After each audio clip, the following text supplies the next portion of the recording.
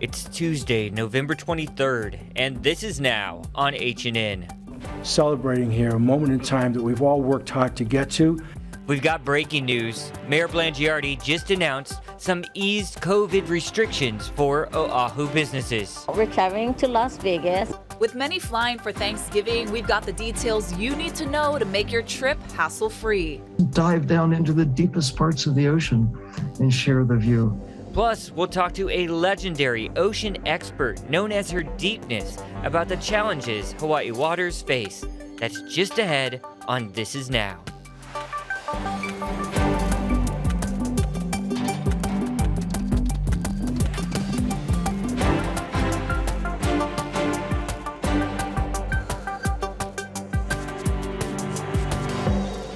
Good afternoon. Thank you so much for watching This Is Now. You got Jonathan and Ashley right here in the HNN Digital Center. We got a lot of news to get to, but we'll get started with those latest numbers being reported by the State Department of Health. The state is reporting 52 new COVID infections today. The breakdown by island shows 23 cases on Oahu, 14 on the Big Island, 9 on Kauai, 5 on Maui, and 1 resident was diagnosed out of state.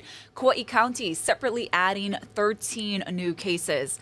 New at noon, Honolulu Mayor Rick Blangiardi announced he's easing COVID restrictions on Oahu, allowing all large events to operate at full capacity starting December. Here's what he had to say at a press conference that just wrapped up. So first of all, effective at 11:59 on November 30th, really, in all intents and purposes, December 1st, we're lifting the capacity requirement for all large events, whether indoors or outdoors. We're lifting all capacity requirements. All events will also be allowed to serve food and drink. However, if they are going to serve food and drink, we're going to require they continue with the Safe Access program. So we're lifting the capacity on all events, all large events, and we're allowing people to serve food and drink. Secondly, as a result of that, we're going to expand from our last announcement of vax only to vaccine and testing. We think that that's done right. So according to Safe Access Oahu, now if you're a patron and you're not vaccinated, you've got to present a test within 48 hours.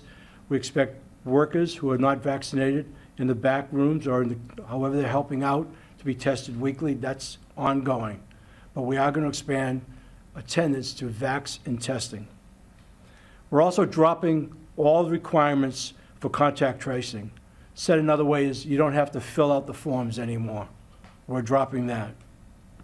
Now, we're going to keep Safe Access Oahu for our gyms and our indoor exercise facilities, but they're going to be able to operate at full capacity. So I'll say that again, because a lot of people have asked me about this.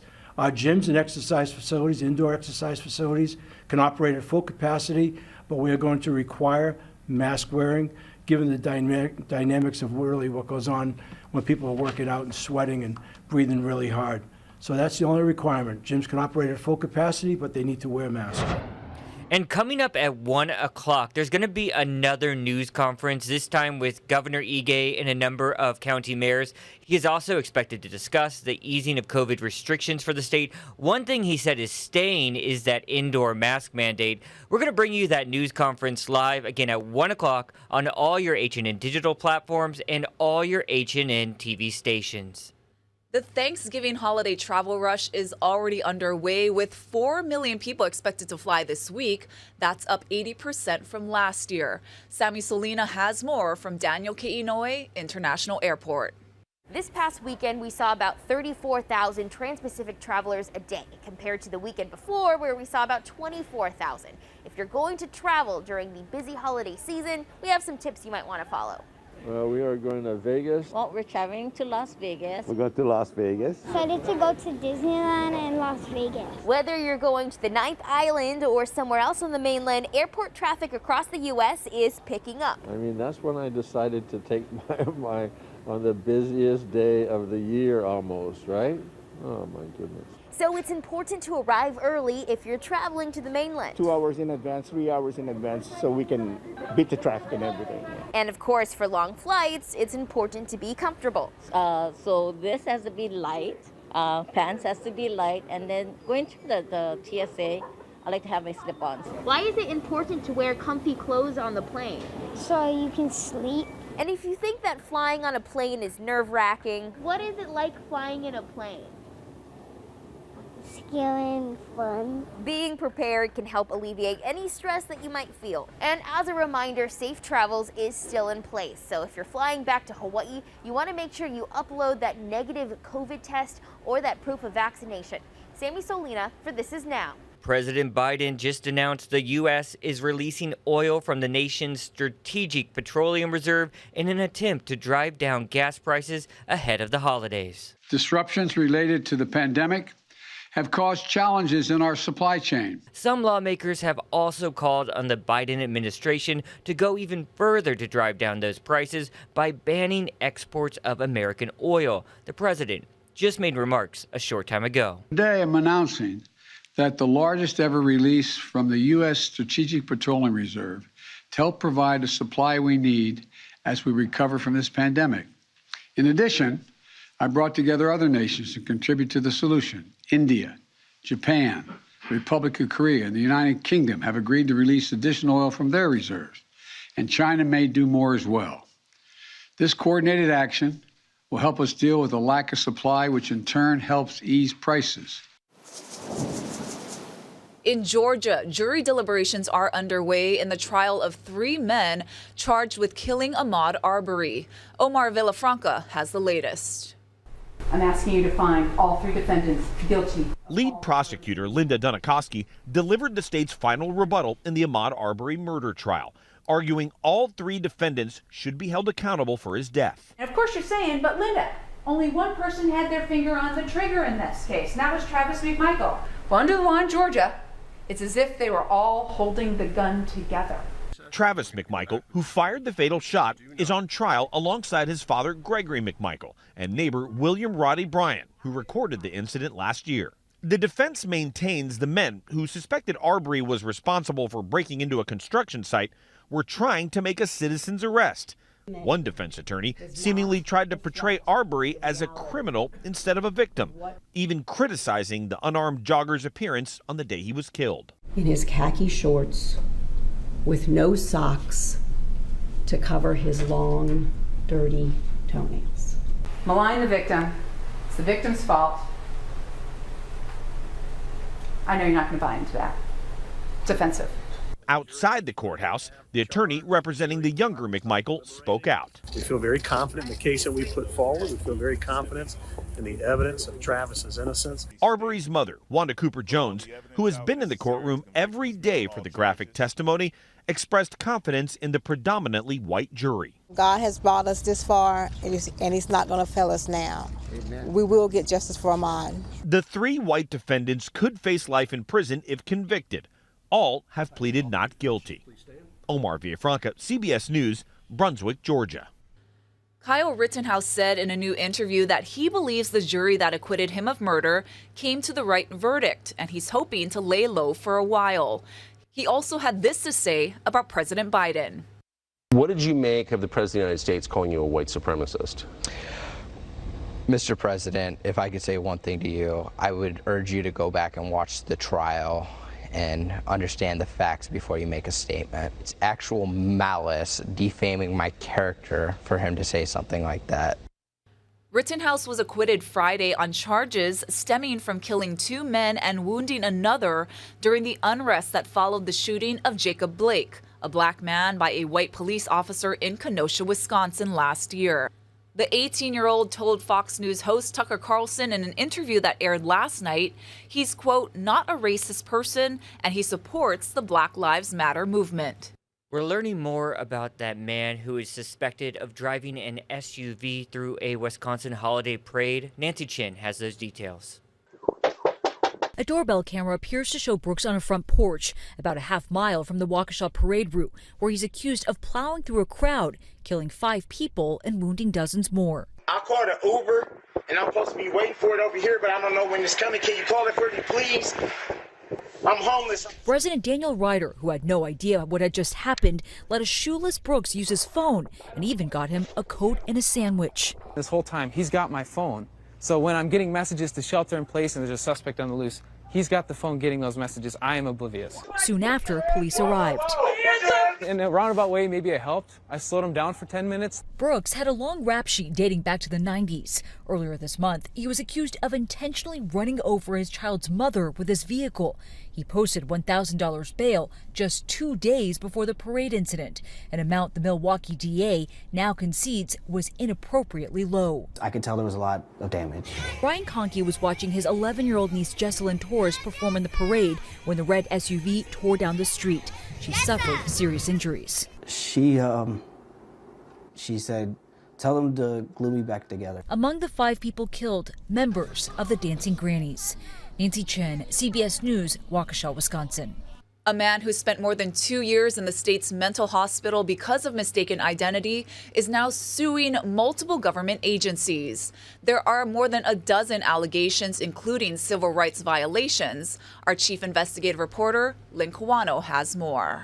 The lawsuit calls the man's arrest outrageous. It got him locked up in OCCC and the state hospital for more than 2 years. Joshua Spriestersbach was 46 years old, homeless, when he was arrested in Chinatown for crimes committed by another man, Thomas Castleberry, a convicted drug user, car thief, and burglar. The lawsuit accuses the city, individual police officers, the state hospital, corrections officials, and workers at the public defender's office of civil rights violations, negligence, legal malpractice, false imprisonment, and more. Was repeatedly told, look, I'm not Thomas Castleberry. I'm not on probation for a drug offense. UH Law School instructor Ken Lawson works for the Hawaii Civil Rights Project, which filed the lawsuit on his behalf. Spriestersbach was arrested on May 11, 2017, after falling asleep on a Chinatown street. The arresting officer booked him on Thomas Castleberry's warrant. He was fingerprinted and his mugshot was taken, but no one seemed to notice he wasn't Castleberry. In September of 2017, Spriestersbach was committed to the custody of the Hawaii State Hospital, deemed delusional because of his insistence that he was not Castleberry. He was unnecessarily given powerful antipsychotic medication. In February 2018, state hospital employees escorted him out to get copies of his Social Security card and his Hawaii state ID. The documents showed he was Joshua Spriestersbach, and yet he remained locked up under the wrong name. It wasn't until January 2020, 2 years and 8 months after the arrest, that another doctor investigated and found he was telling the truth. Spriestersbach was quickly released. They dropped him back off at the houseless shelter, gave him back his 50 cents, and acted like this never happened. The lawsuit says the real Castleberry actually left Hawaii in 2009. He had felony arrests in Arizona and Alaska, where he is still incarcerated. Spriestersbach has never been jailed for a felony crime. His previous run-ins with police were homeless-related, sleeping in parks and on the sidewalk. Lawson thinks a 2011 arrest may have been why police linked the two. Spriestersbach was sleeping in a stairwell and gave the officer his grandfather's name, William Castleberry. He never gave the first name Thomas. But Lawson believes the officer found a Castleberry in the system and connected them. The warrant for Castleberry's drug violation on file with the courts has an odd handwritten addition of Spriestersbach as an alias. Spriestersbach now lives in Vermont with his sister. She says he is still fearful that he could be arrested again because the court records have not been corrected. I'm Lynn Kawano, Hawaii News Now. HPD is the only agency named that offered a comment saying it's reviewing department policies and procedures to determine if changes are needed and working with city attorneys to fully investigate and address the allegations. Sylvia Earle is an American marine biologist, oceanographer, explorer, author, lecturer, and a National Geographic Explorer resident since 1998. Earle also the first female chief scientist at NOAA. The list goes on and on. Sylvia, you with us here at This Is Now. I guess that sort of gave you the start of your nickname, her deepness, right? And I want to ask you, what has it been like all these decades getting to share these discoveries? And second part of that question is, I'm imagining you've been told no several times in your life. How have you responded to those people? Well, like a little kid is always asking questions. It's who, what, why, where, how, but especially why not. So when you get told no, you can't do that. You just say to yourself, why not? There must be another way. I really want to do this. So you figure out some way around, over, under, through, whatever, to get to where you want to go. And let's talk about Hawaii specifically. I know you visited many times. What are some of the biggest challenges facing our waters here in the islands? Well, it's a challenge that we're facing globally. It's that persistent belief that the ocean is so big, so vast, that we can take out of it whatever we want and put into it whatever we want, and nothing bad will happen. But we have evidence to the contrary. You can see it on the beaches of Hawaii. The stuff that we've been pouring into the ocean is coming back to haunt us. And it's certainly a problem for life in the ocean.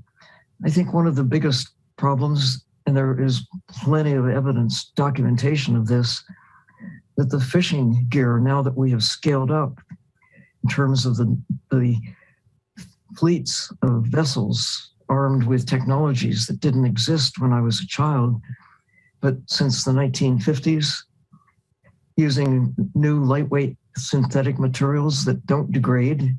They may break apart, but they still, right down to the molecular level, retain their integrity. And they're really being engulfed by birds, by squid, by fish, by us. When we eat these animals, we are really, it's coming back full circle to us. But the other part that I think is really important to understand, not just in Hawaii, but everywhere, is the volume of what we're taking out.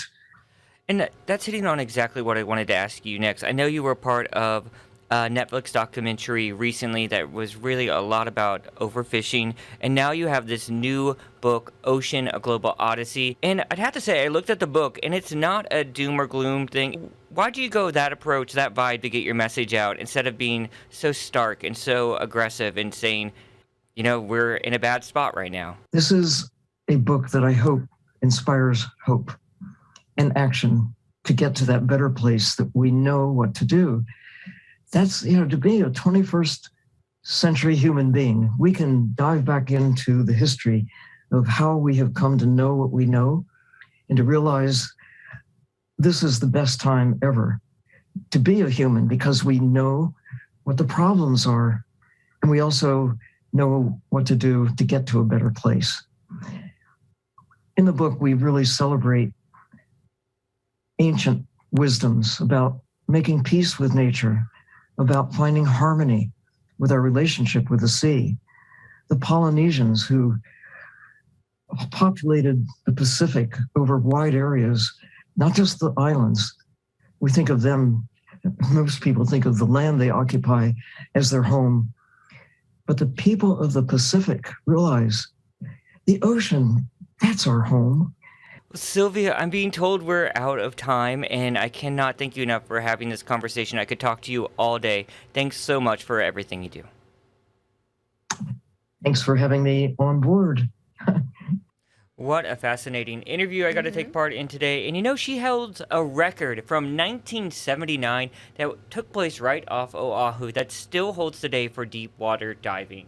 Fascinating, right? Yeah, very accomplished woman. Speaking of oceans deep, let's take you live somewhere cool. Yeah, so a new expedition is underway at Papahanaumokuakea, and you can watch it right here as it happens. Now, scientists are broadcasting through the eyes of their exploration vessel, Nautilus, and its remote vehicles. This is a live look at the current expedition. They're conducting surveys on coral and sponge communities, and you can hear them in real time talking about what they're seeing and what it could mean for science. To follow along, you can visit nautiluslive.org. And what a cool live picture. It was zoomed in right on that coral. I believe it's a coral right there. And it was zoomed in so close, I thought that was the wide shot showing like a whole field. But then it zoomed out and was really just focused on this one species. Yeah, and the quality is outstanding. Yeah, super HD. All right, let's talk about something else super, our weather. Here's Kayagi with an update.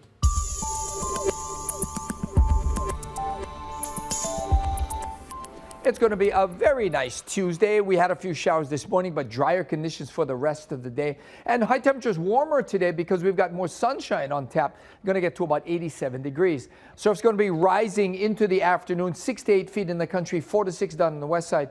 And conditions will be very good with those light trade winds. And also keep in mind, we've got an even bigger swell coming in tomorrow night, peaking on Thanksgiving Day with maybe some high surf advisory level waves. So light trade winds today, a few windward and Mauka showers tonight and tomorrow. And then drier conditions for Thanksgiving Day. But because the winds will be easterlies with some variables and some sea breezes, we'll likely see some afternoon clouds, perhaps even a few afternoon showers. And that's going to be the trend through Saturday. All right, let's see what the buzz of the internet is about today. What'd you find, Ash? So just in time for Christmas, Tiffany's is unveiling what they're calling their most expensive piece of jewelry ever. Now, the World's Fair necklace has 180 carats of diamonds set in platinum around an 80-carat oval empire diamond. Now, the company says the centerpiece was ethically sourced in Botswana, cut and polished in Israel, then set and polished in New York. Tiffany's hasn't put an exact price on the necklace yet, but jewelry experts estimate it to be between $20 million and $30 million. 20 to 30 million. Look at that thing there. It's a lot of bling there. Oh, yeah, for sure. You guys, there's something super cool and cute that happened down under. An Australian couple got engaged with the help of a sea lion recently. Yep. Of course they did. Yep, a sea lion. And that's today's Good News Now. You two down the front? Yeah, come on down. Renee's going to grab you. Now, for the last few weeks, we have been doing a little bit of training with April. Now, who do we have today, Renee? Mel and Carl. It's very nice to meet you. Well, Mel, she's going to run out. When she comes out, I'll just get you to hold your hands out. She'll come over to you. Good girl, Apes. All right, awesome. Come back. Let's give April a big round of applause. She also says she wants you to open it. There's a message in there.